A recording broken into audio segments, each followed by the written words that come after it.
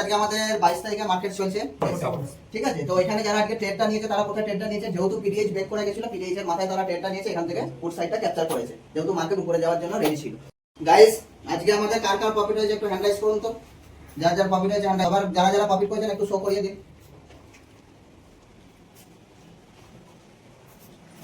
বাদল বাবু হয়ে গেল, অমিত বাবু দেখান, ওকে, সুদীপ বাবু, অস্মিত, আচ্ছা অতনু করেছো, অতনু পেপে, রাহুল বাবু, ওকে, নাজরুল,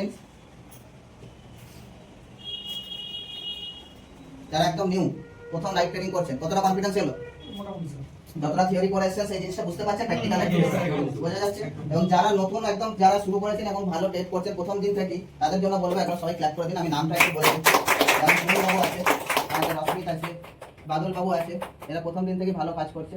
এবং আজকে আমাদের ট্রেডার অফ দ্য ডে হচ্ছে রাহুল দত্ত। রাহুল দত্ত